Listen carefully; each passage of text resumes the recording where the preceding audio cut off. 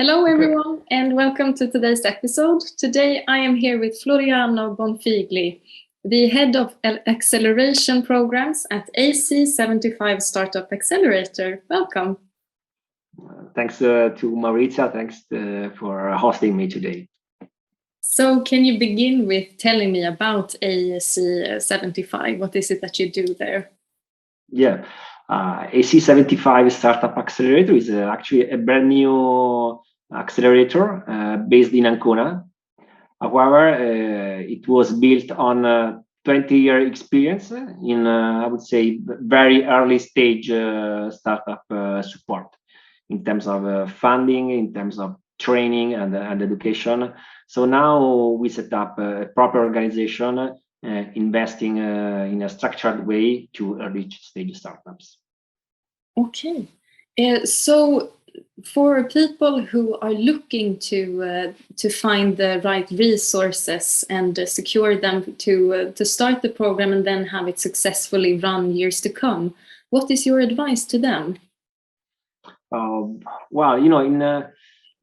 as an accelerator, we have to do through the funding process as well as startups do, because we need to finance our operations, and you have to start with your network basically.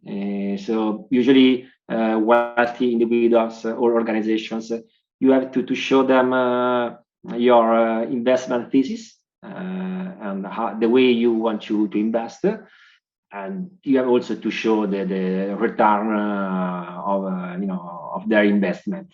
So it's very similar to, instead of pitching your solution, your startup idea, you have to pitch your investment thesis to people willing to invest in this particular asset. Mm. Do you have any advice to find the right startups for the programs? I would say it's the most important activity. In order to have a successful acceleration program, you have to run a very successful scouting process. So it's really looking for truffles, we say. Truffle is a quite particular piece of food. I don't know how to explain it better.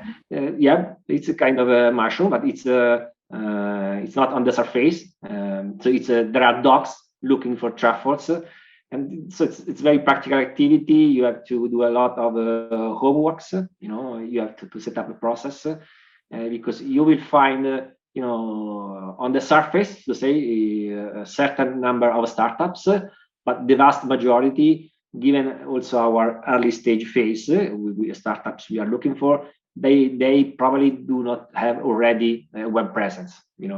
Probably just they are active on LinkedIn as founders. So it's really meaningful trying to have a process. Of course, you need communication and marketing in order for more and more people to be aware of the opportunity. But then you have to really to have a knocking door to door virtually, but that's the way it goes. Okay, so are there other platforms apart from LinkedIn that you can find good founders from?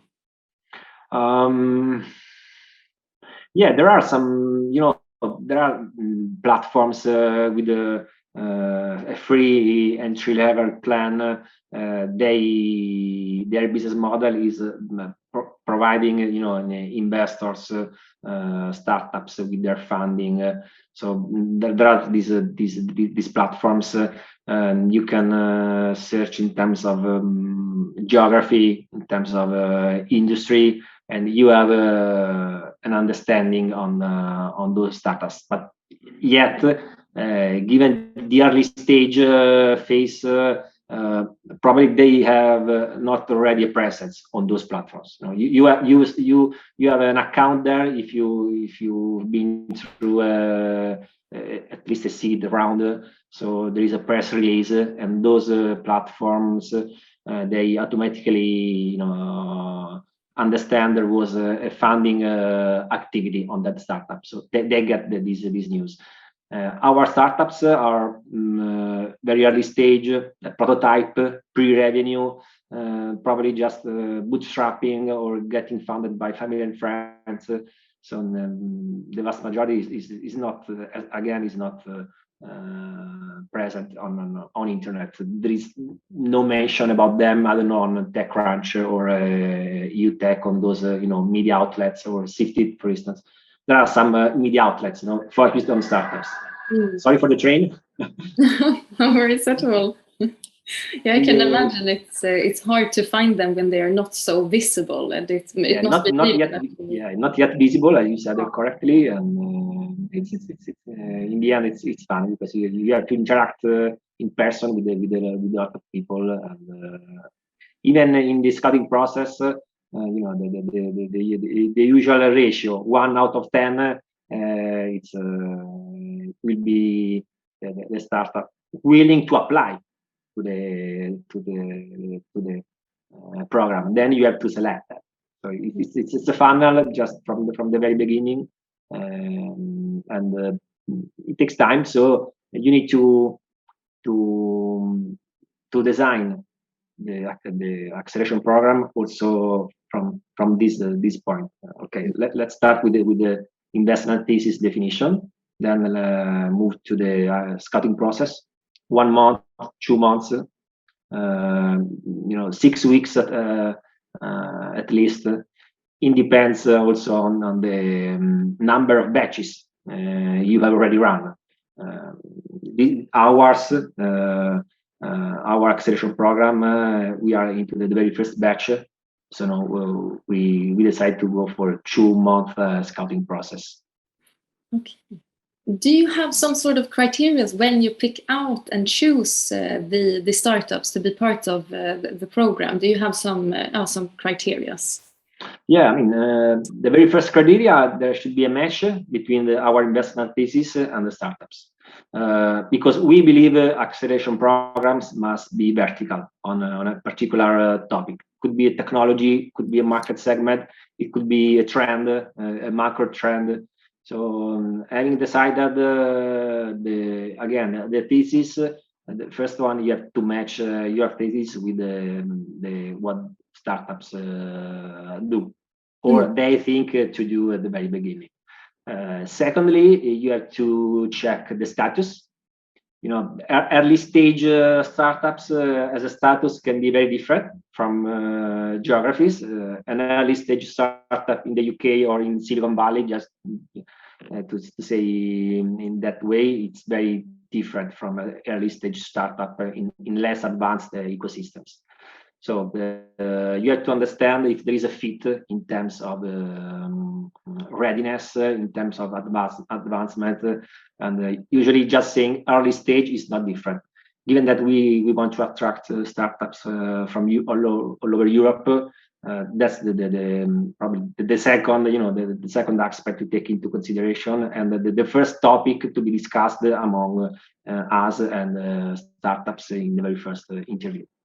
And if there is a match also in terms of stage, so if what we mean as early stage, it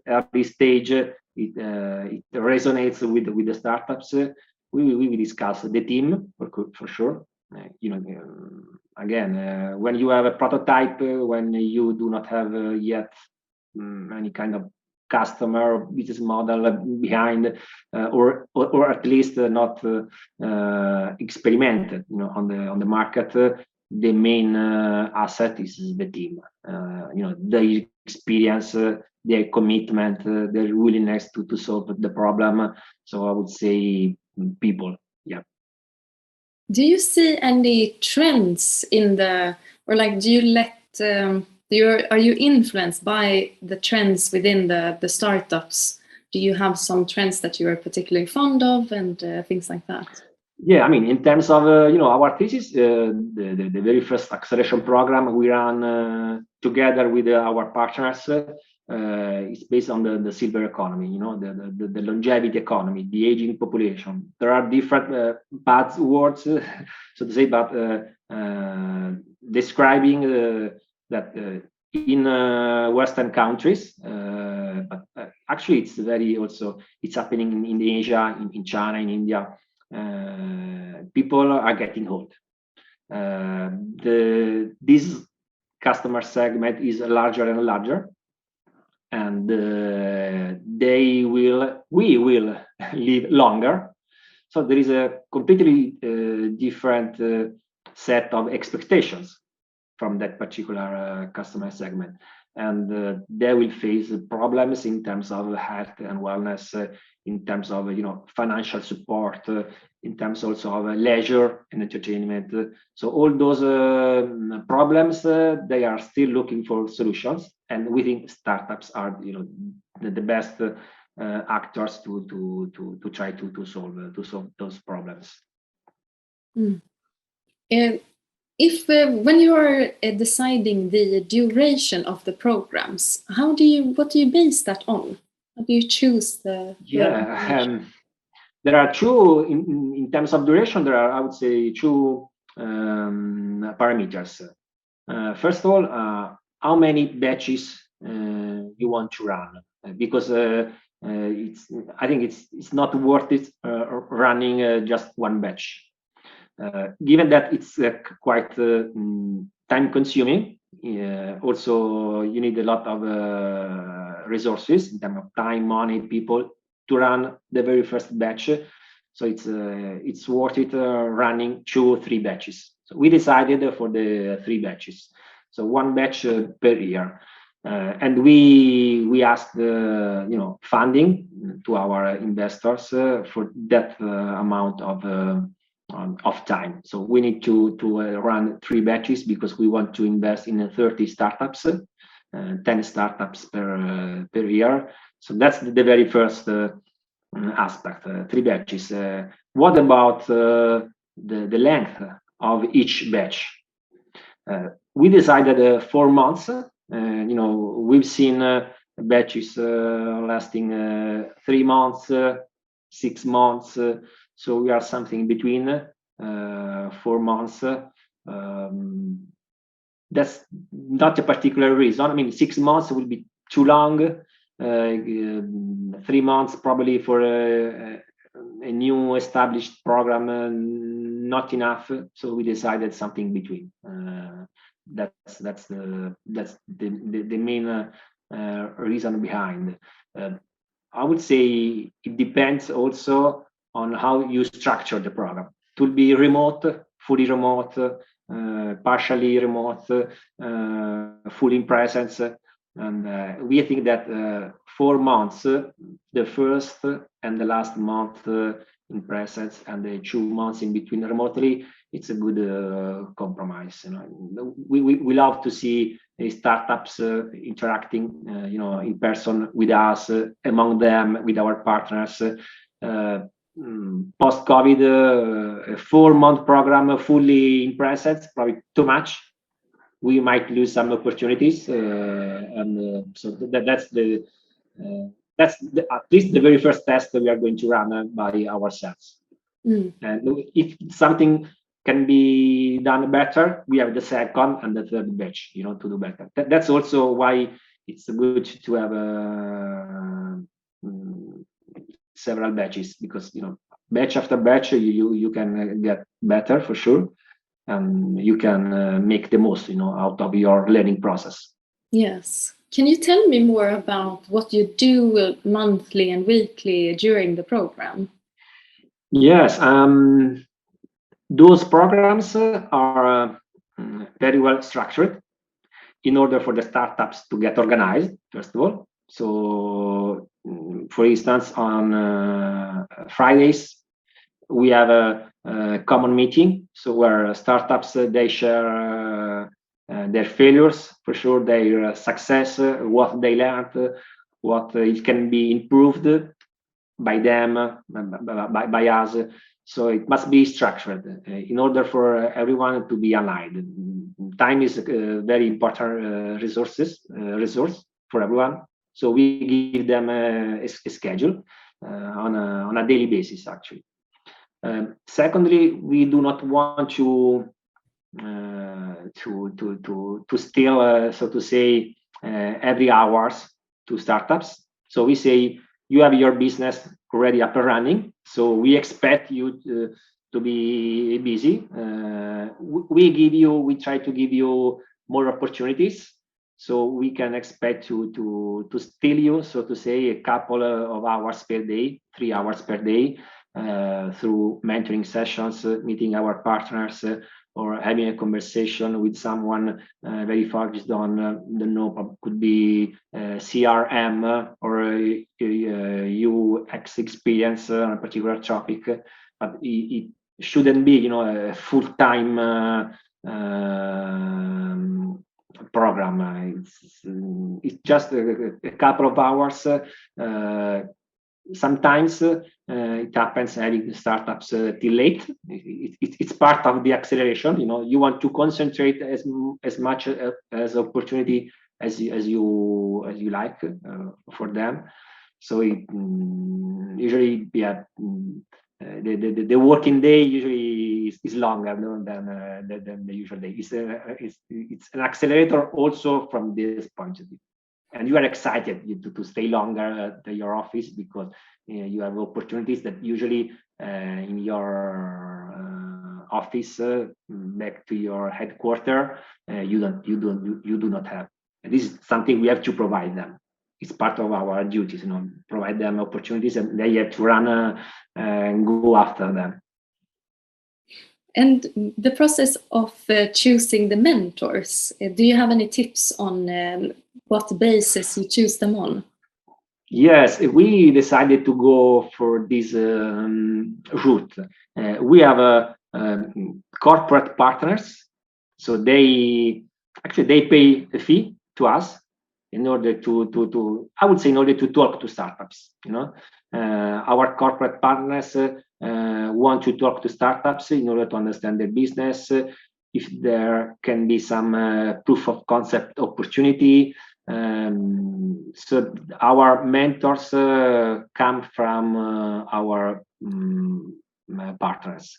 The very first level is the corporate partner. We have a second level, not less important, which is the scientific partners.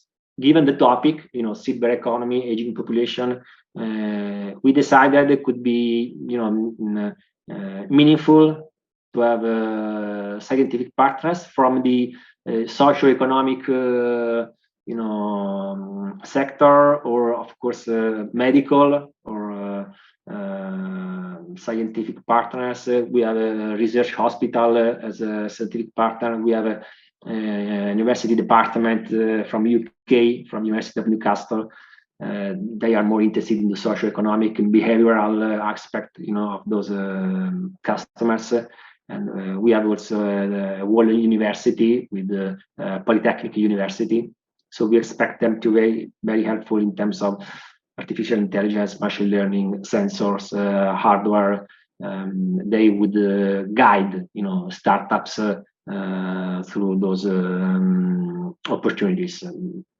Scientific wide, they would like to, our scientific partners, they would like to gain, some knowledge in terms of opportunities, and in exchange, our scientific partners will suggest the right path to follow in order to be impactful, with their solutions. Our partners, they have dealt with the aging population, for many years, so they know very well this mega trend, how this mega trend is evolving. So we expect them to bring a lot of value on the table for the startups. Can you tell me a bit more, because you have some different partnerships, Yes. as you have mentioned right now, but can you tell me more about the partnership with SOSV?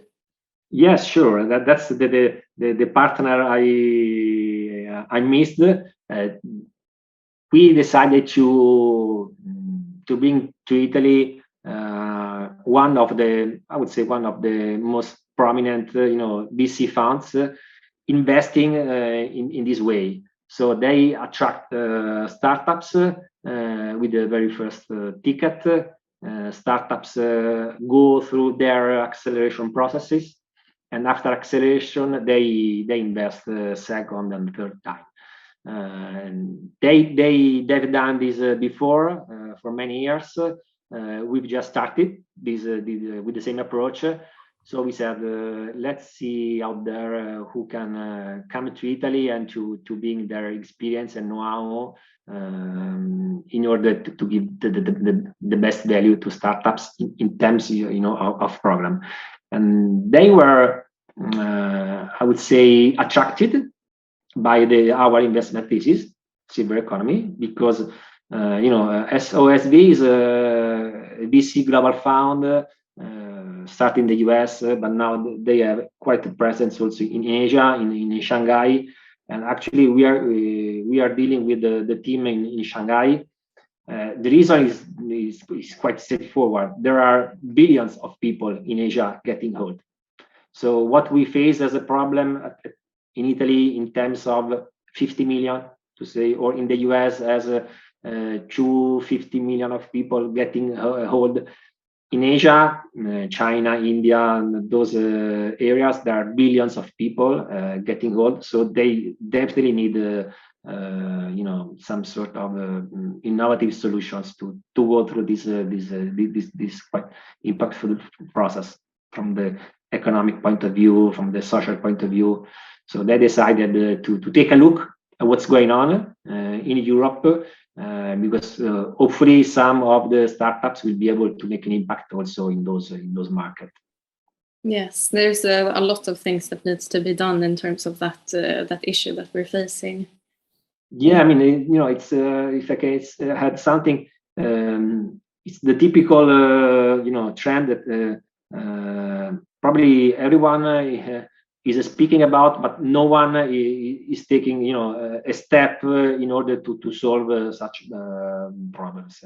And actually we are the second acceleration program vertical on silver economy worldwide. The very first one is run by Techstars. So we are the first in Europe. I say seriously investing in silver economy startups, because we provide the initial funding, we provide the acceleration program, the global network, thanks also to SOSV, and we also provide to the best performing startups additional round of investments. And so it's quite. We are very happy, to from this point of view at the forefront. We expect more and more silver economy acceleration programs, appearing, and we will be just happy about that. Yeah, that would be really great, and it's good that you are in the forefront of this. It has been so very valuable and interesting to hear everything that you had to say. But before we wrap up, is there anything that you would like to add? Well, actually, we launched the first call application the 4th of April. The application is closing the last day of May. I cannot say 31st of May, so probably it's better to say the last day of May, last day to apply. So please do it if you think you are very passionate, about these kind of problems. If you are early stage, it's the perfect fit. If you need more info, just find a way to reach out. I think all of you founders are smart enough to look for next stage acceleration program. You will find the landing page. You can go on LinkedIn. You will find us. So feel free to reach out and ask for questions. That's my call to action. And thanks for giving me this opportunity. Actually, yeah, thank you so much for being here.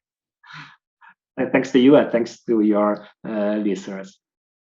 I'm just gonna stop the recording.